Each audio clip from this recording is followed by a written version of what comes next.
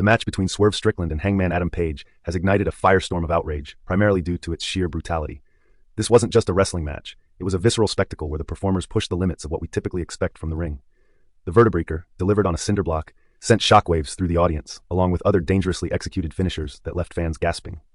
The climax of the match saw Adam Page inserting a syringe into Strickland's mouth before mercilessly smashing him with a steel chair, the unforgiving metal colliding with flesh in a sickening crack that echoed through the arena. In the wake of the match, petitions have emerged online, with some fans calling for accountability from AEW for what they deem an unacceptable level of violence. Critics argue that this type of content is clearly not suitable for children, while others express concern for the safety of the performers, branding it as outlaw garbage wrestling. They draw parallels to the extreme tactics seen in promotions like Combat Zone Wrestling, which often features light tubes, and, infamously, a match where a wrestler wielded a weed whacker, leaving a horrifying trail of blood and chaos.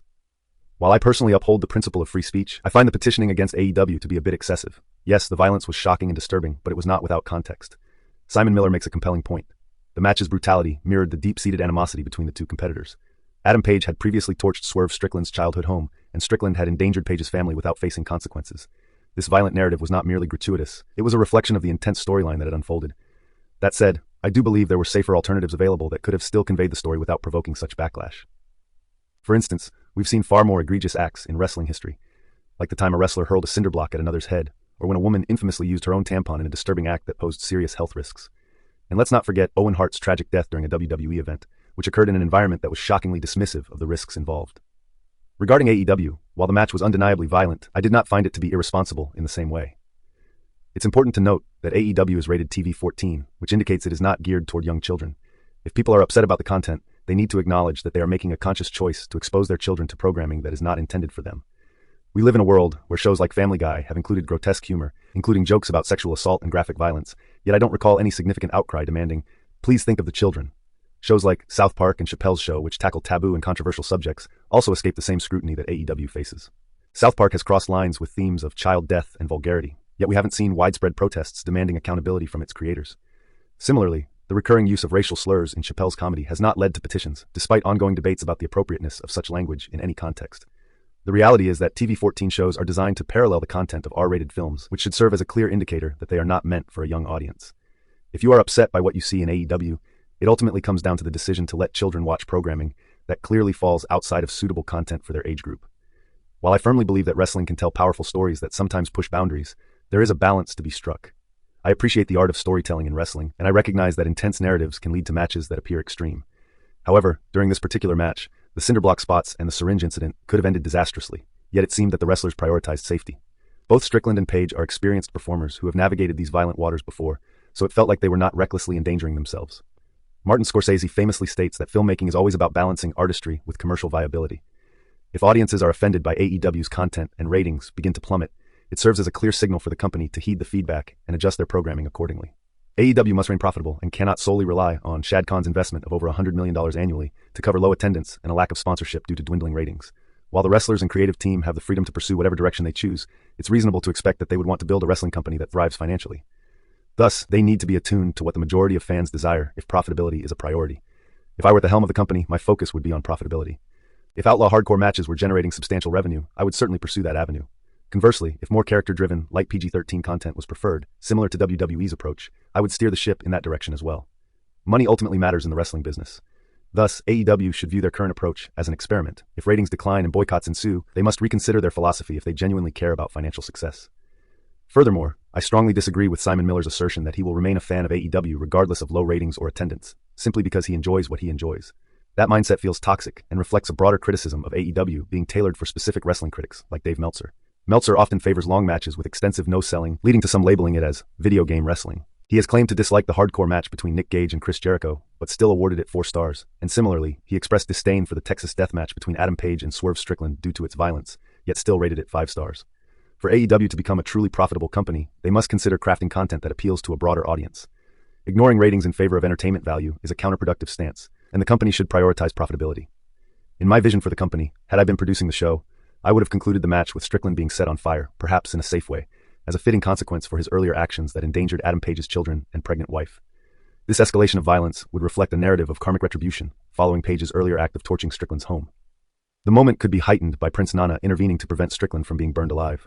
I believe the syringe spot was unnecessary. It lacked relevance to the story being told.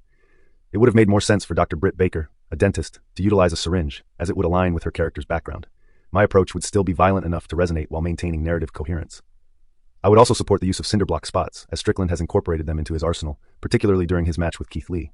This approach emphasizes the importance of storytelling, utilizing elements that characters have historically employed to create foreshadowing and subtext, akin to great writing.